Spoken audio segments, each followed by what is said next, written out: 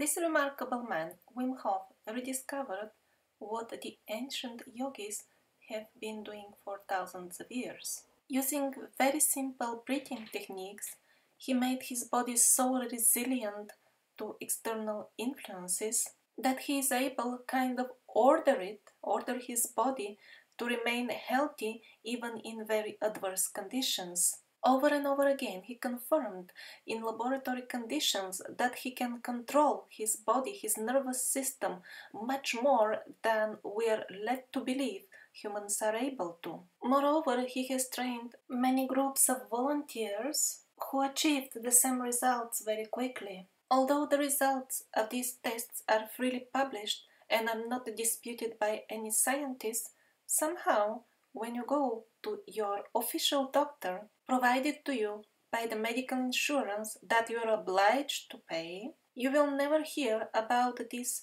natural and chemical-free way to stay healthy and strong.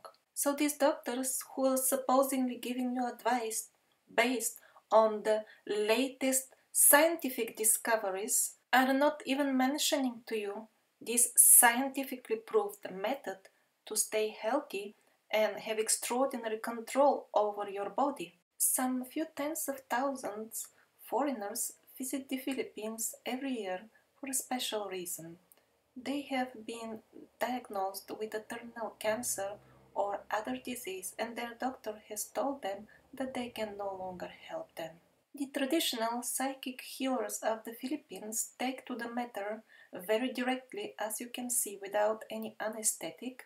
They enter in trance, and from within that dimension, they can take out the nasty stuff from within the body of the patient without causing him any pain or side effects.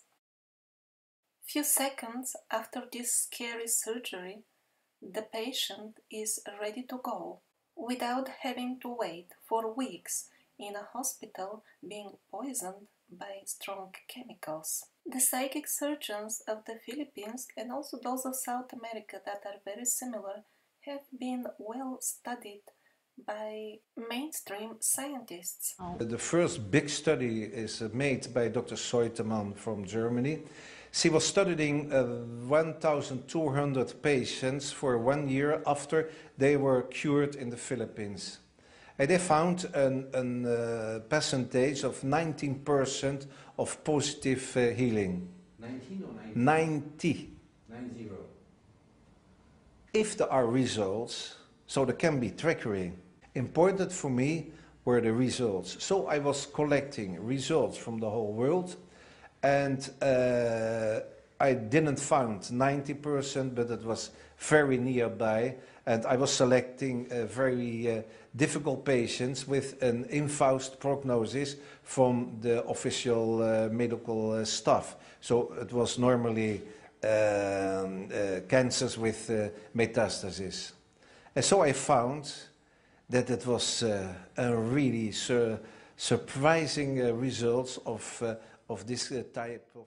And again, the doctor with whom your medical insurance has kindly provided you doesn't even mention that research.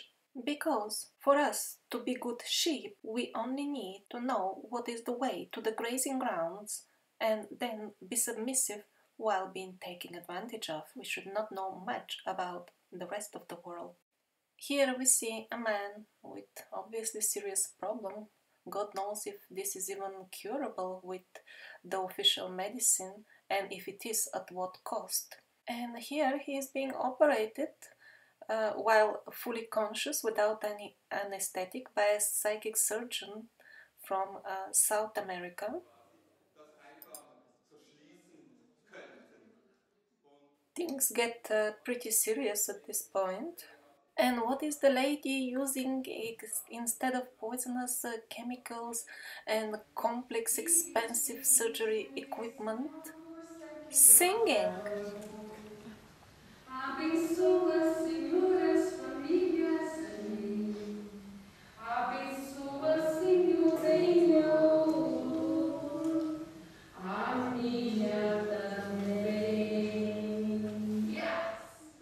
The greatest treasure danger of the survivors was their advanced knowledge. The first priority of the parasites was to destroy the greatest asset, the greatest defense of the survivors, their advanced knowledge.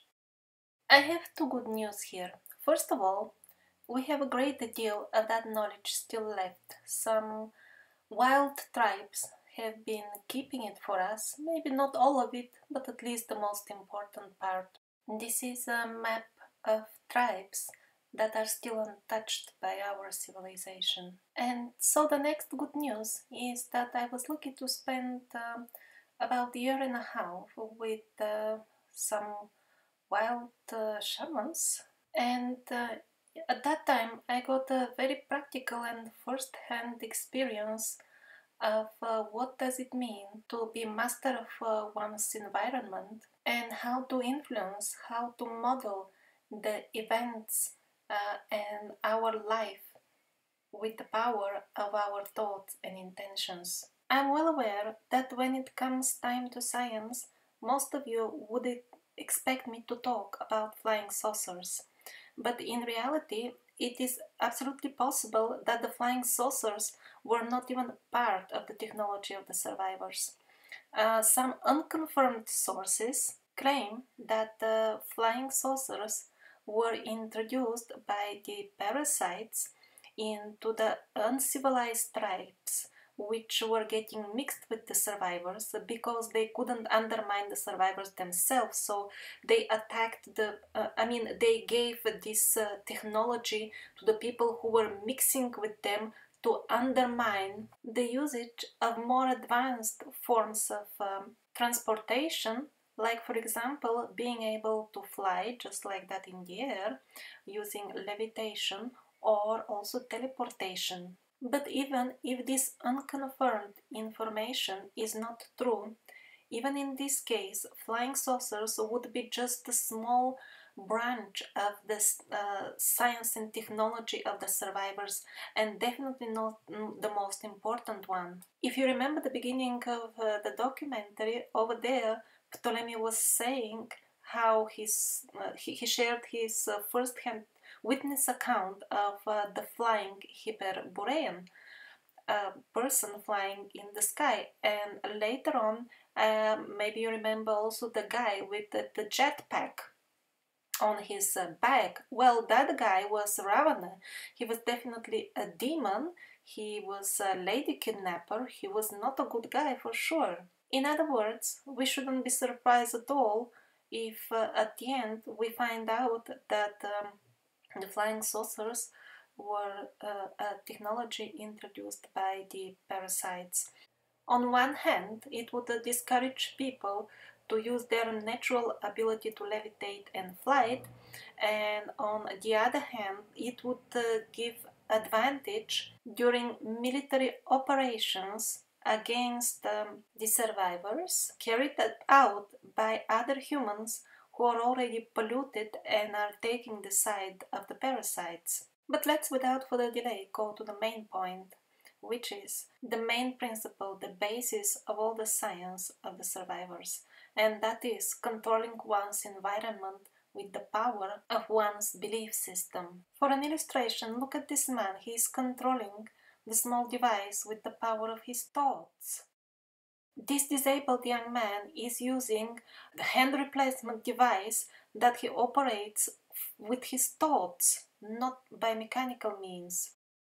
Soon we'll be able to purchase smartphones that are mind-controlled, brain-controlled. In other words, these examples prove beyond doubt that our thoughts by themselves can produce physical movements in the world around us, world that we usually consider solid. All kinds of devices could be operated using this principle, the power of thought. So when we hear a legend that a magician is shifting objects or rocks or building stone structures just by waving with hands, or just by wishing it, just by ordering these rocks to do it, we should not discard this as impossible, because obviously it is. He gives commands with his thoughts, and then he knows how to address the energy which is responsible for levitation. As you can see, levitation is something possible. Proof is on the screen. All he needs to learn is how to recognize, address, and direct the particular energy responsible for levitation, and that is again absolutely possible because people who operate toy helicopters, for example, with their minds, such devices are sold as toys for children. They can make the helicopter move left, right, or in the desired direction with different types of thoughts. Another example, equipment that produces holographic images equipped with an option, with a device that accepts thought controls or mind controls commands. Probably at this point you wonder what is the connection between all this and controlling the real world around us.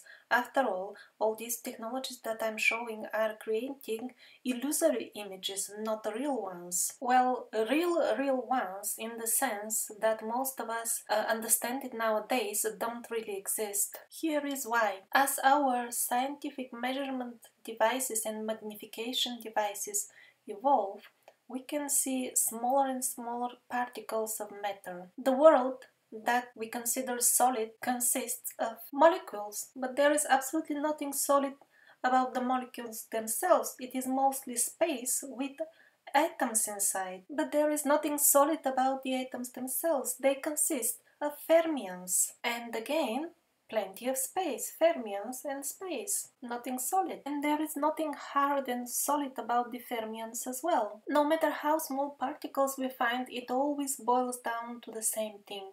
All-pervasive energy.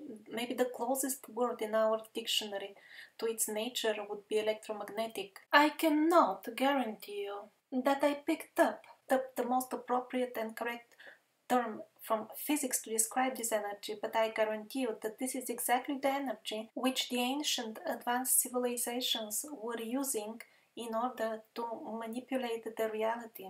Because nothing in this huge hologram around us, that is the world that we live in and we consider so solid, nothing happens by chance. All of the unexpected lucky events and all of the sudden disasters, even natural ones, do not come by chance. They are just an external reflection of what we have conceived already in one form or another in this life or in a previous one, with our consciousness, with our thoughts, which are guided by our belief system. Exactly as an artist using the medium of colors and brushes shows his emotions and ideas on the canvas, in the same way we paint the events that happen to us by so-called chance. We paint them with our thoughts, and only afterwards they can happen in the solid world, the world we call solid. And our thoughts are servants of our belief system. And by belief system I mean those rules that we accept for axiomic, things that we accept to be true about reality. And again, I'm not making a hypothesis or trying to find a logical explanation. I'm showing something that I have confirmed to be true with my personal experience, and with the help of the work with this energy, I have managed within a couple of years to completely change my existence completely, and also to start gradually getting access to other levels, to other dimensions of existence. Dimensions that, to be frank, I couldn't even imagine when I was trying to do the standard and popular so-called spiritual practices. I was a sincere spiritual seeker all my life, and to be honest, I really tried many things that look convincing but don't really make any real changes. And so over the course of centuries, the parasites distorted our belief system, cut off our access to other dimensions, and corrupted our very idea about spirituality, and we are left to run like hamsters in a wheel, forever propelled by our mistaken beliefs. Our wrong definitions about the reality make this circle absolutely vicious and endless. Angels from the skies will not come and kill all the parasites because after that we will continue to run in this vicious circle ourselves without any external help, and this will continue until we do not fix our very definitions. If you type just the word divine in Google Images, this is what you get. On the first page, these are the very first images you get. This is zombification. This is how we have been made parasites ourselves because we accept this as normal. And then we complain that we are invaded by evil parasites and hate them. Well, we have become the parasites ourselves. Just look at this beauty that we accept to exist on our planet. People naively take these images as some sort of unpleasant new fashion or something like this, but indeed they form our consciousness, they form our thoughts, and that gets painted in the events that happen to us by chance. Mass media has turned them into a cool fashion, and we have accepted it, and thus we are digging our own grave today. We have accepted that it is normal for people not to own the land that they are born on, and that is why they starve.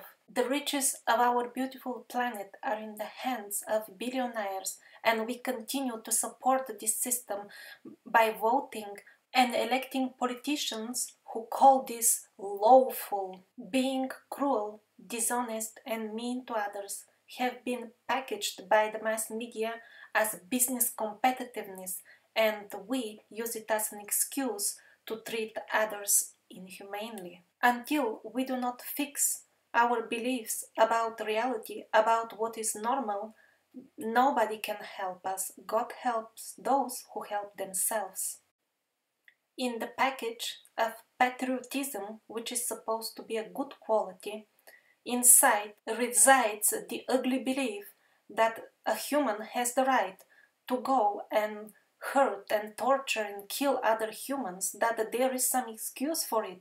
No, there is no excuse for it whatsoever. And we will continue to create this ugly world of war that we live in until we do not change our belief that exists a reason for which war is allowed. This is a photo of so-called model published in a women's fashion magazine. This is how we get zombified, and we accept that this is normal. And the belief that such sick images are normal create the sick world around us.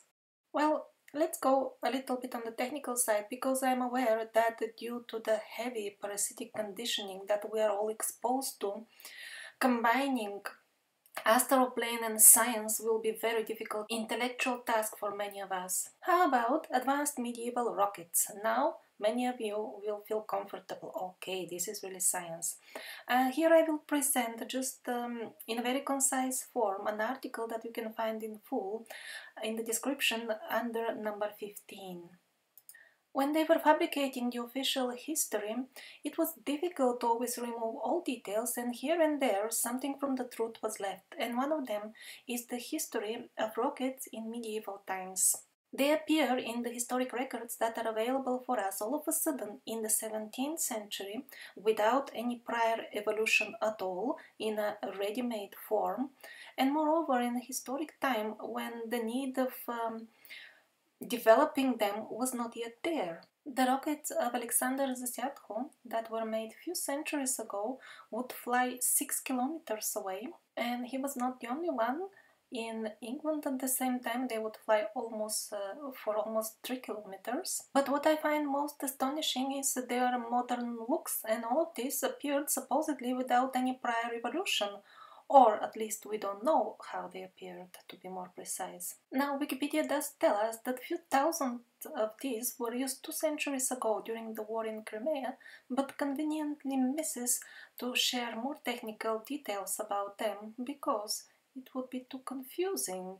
This image reflects more or less the standard picture that we are presented of the English invasion in India. But those who like to read history books will find the following description of the battle that occurred when they attacked the kingdom of Hyder Ali in Mosul. He had a special division of rocket shooters that numbered some 1,200 men, and they poured on the British rockets that were 6 kilos in weight and would fly for 1 kilometer. In 1650, Kazimir Semyonovich issues a very interesting book called Artis Magnae Artilleria Pars Prima. The article that I'm presenting is written by an engineer, Alexei Artemyov, who is well familiar with the rocket technologies that we use nowadays. He notices that the technology used in these rockets is absolutely not consistent with the level of technological development the way we know it from the official history. These rockets are absolutely modern looking. And it's not just question of outside the looks. He provides clear detail that those who made the medieval rockets surely had an understanding of the technological processes exactly like the ones we use nowadays for our modern rockets. And the laws of physics on which these processes are based are supposedly discovered much later in time after this book was published. But most remarkable are his observations about the rocket nozzles. These are very complex devices, and large teams of scientists belonging to many international institutes and spending many millions of euros on a great number of projects were needed to find out the formulas that describe the correct gas dynamics, the formulas that would allow building these nozzles. So it seems these large international teams of scientists are discovering this in the last few decades, and yet 3-4 centuries ago the rockets with same nozzles, absolutely same design, are already published. And this is one more proof that the lost technologies of the ancients were not lost thousands of years ago, but it was a very recent event about which we are simply not informed. And even the idea of being lost is also a parasitic brainwashing, because we have actually a lot of technologies that can make our life much easier, but we're not simply using them. For example, solar cars. So many enthusiasts are making them at home, using them. Commercial models have been already designed and tested a long time ago, but they have been banned for manufacturing. While the mass media is shamelessly lying to us that governments are trying to encourage clean energy, what they actually do is they try to suppress it by giving heavy subsidies to dirty technologies like usage of petrol. In some places, you even have to pay the government when you use solar power. Yes, you heard it right. You install your own solar system, you pay for it, everything, and at the end, you pay for every kilowatt that you get from it to the government. And then when you switch on TV, you see that farce of huge international conferences being summoned on the subject of promoting and helping pure energies. Really, how shameless can they get? Look at this man, he's dragging his own solar car because in some regions he doesn't even have the right to drive it, and when he passes through those regions he just drags it himself to show the people how they encourage clean energy. A friend of mine, who is not even an engineer, he is a gardener. As a hobby he makes car spoilers. Without much engineering knowledge, he adds these simple devices to the cars and they start saving some 20% on fuel. We have stupid traffic laws in abundance, like you have to drive with your lights on in broad daylight and so on, and yet there is no law encouraging these simple devices to be implemented, thus reducing pollution and costs. Well, after the short rocket break, let's get to the main point. The science of the advanced old civilizations. The ancient inhabitants of a small region in Peru all have trepanations on their skulls, as if the full villages were some sort of a lab and everybody was like a test mouse or something, or was it voluntary? But most of the citizens either suffered from some sort of disease that needed treatment in this way, or it some sort of medical test. Well, regardless of its purpose, the medical procedure of trepanation, or in plain words, drilling a hole in your skull, is not an easy and harmless medical procedure, at least for us, the advanced ones. Well, if we, the advanced ones, find this type of surgery still very complicated and risky, so how did the so-called primitive people in the past manage to do it? Moreover, quite successfully, because the skeletons of these people of the trepanation, they actually show that the wound healed successfully and people died from some other cause. Some people had a number of trepanations done on their skulls. Well, how they did it is shown very well on the art, ancient art that is found in the region and depicts surgeries. So we see quite simple tools being used, knives, scissors, and things like that. A picture that is fully consistent with what we saw earlier on the footage with the psychic surgeons. They go in trance, and from the other dimension they remove the sickness by using that very same energy of which the smallest particles of matter consist. Although that energy is invisible to human eye, humans can perceive it with other senses. Everybody can learn to do so. That is why it is very important for the parasites to stop us, to prevent us in every possible way from learning how to work with this energy. And here is how they do it. See James Randi, he is debunking, he is exposing scam psychic surgeons. A little animal blood and a few chicken parts complete the illusion. Such scenes are actively shown on TV, and that's okay. It is absolutely fine and needed to alert the population that not all people who claim to be psychic surgeons are such. Many of them are indeed scams. But the trick is like this. Only scams are shown on TV. Real miracle healers, like for example John of God from Brazil, are not shown on mainstream channels. This is a man whose exceptional abilities have been well documented and are beyond doubt. Such topics are not discussed on the big monster mass media channels.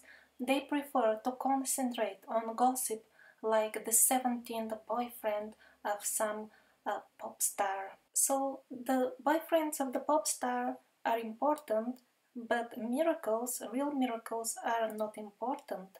And not only that, only the scams are shown on the mass media channels, and people get the impression that all the astral work is scam after all. And what about hearing the message of people like John of God?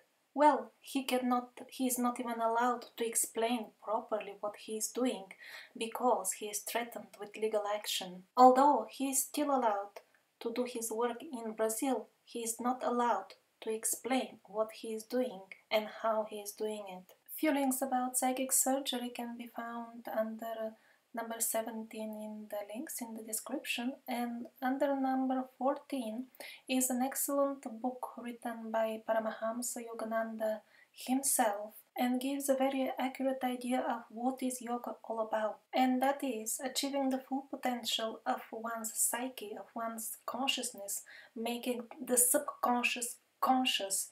And it is not about exotic gymnastics, although in some cases physical exercises were indeed a part of some specific branches of yoga, but not all of them.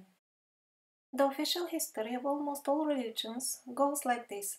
Some sort of a divine being or a spirit talks to a mortal human and gives him perfect knowledge from God. So far so good. Then why all these churches themselves nowadays declare all people who are contacted by angels to be devil's workers? I'm confused. It seems religion is about being able to contact the Holy Spirit, and yet when you contact it, that is not welcome, that is not allowed.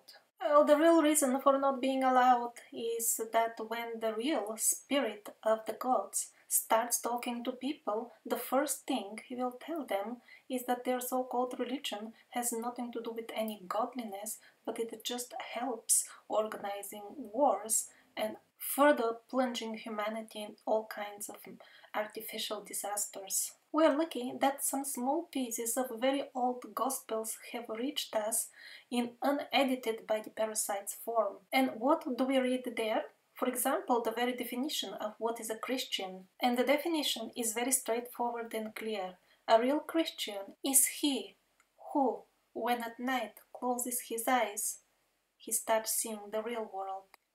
Due to the parasitic programming, most people reject such statements as fairy tales immediately without even checking them. But after my experiences with the wild tribes, I confirm with absolute certainty for you all that this is the absolute truth and cannot be put in more correct words. And those who do not explore their ability to function in other dimensions are exactly like people who decide to wear bandage on their eyes lifelong and never see the world around because they have heard something from somebody and have decided that this is the right thing to do. Subsequently, when Christianity was stolen away from the real Christians and turned into a trademark to package inside parasitic ideas, the very definition that I told you in the beginning, that when you close your eyes you see the truth, was substituted with something else. And nowadays the definition of a Christian is the one who believes Jesus Christ resurrected. I find this rather ridiculous. How can adult people accept that by blindly believing that certain event happened that can make you spiritual or something? People are using all kinds of methods to access the astral plane. Some do it simply with concentration, others do it with the help of sound. That's why the shamans usually have drums in their hands. This is not about performance. This is something very technical, by the way. And yet others use sacred plants like ayahuasca, the mushroom Samarita muscari, or DMT that can be extracted from various plants.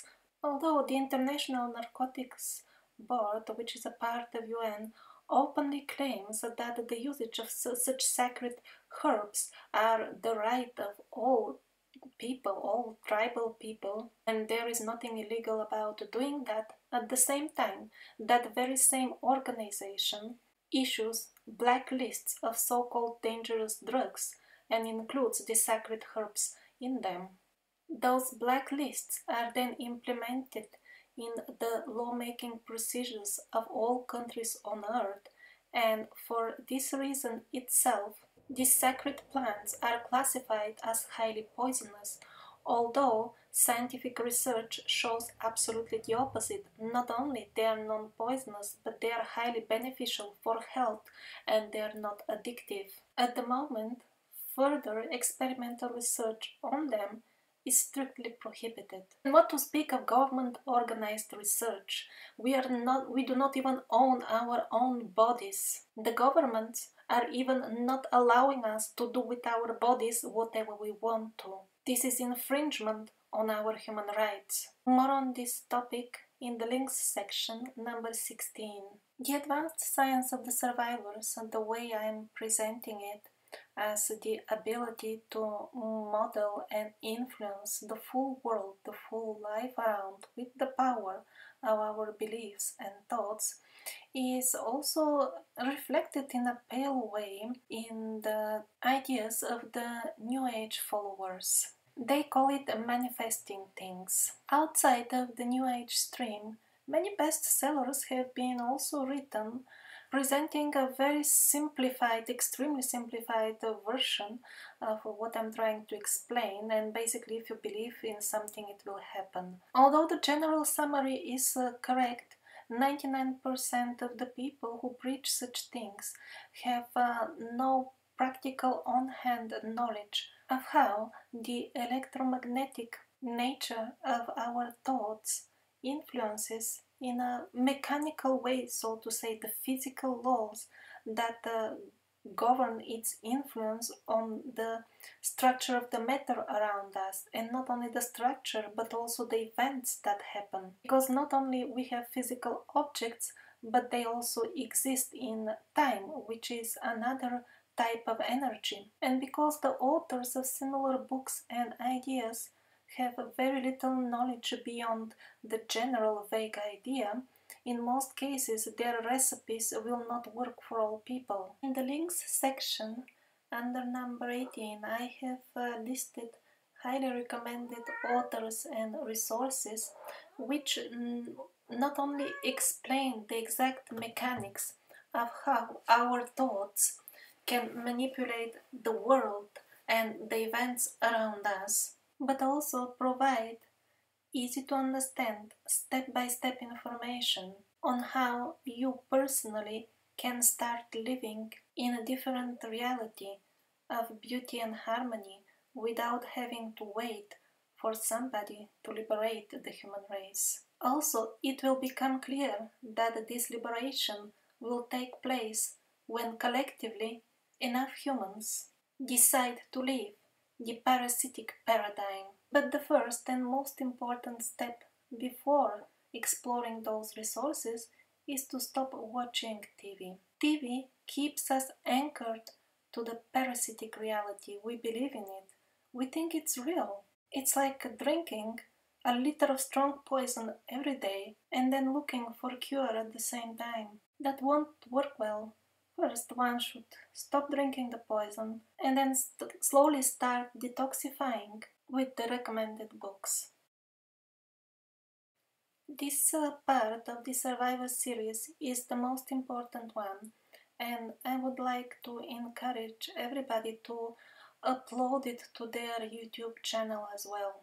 After I finalize the other parts as well, I would encourage you to distribute them as well, absolutely for free. I would highly appreciate when you reload them to other channels to disable comments, and also send me just a short message with the link where you have uploaded any of my videos so that I can keep track of what's going on. Thank you very much.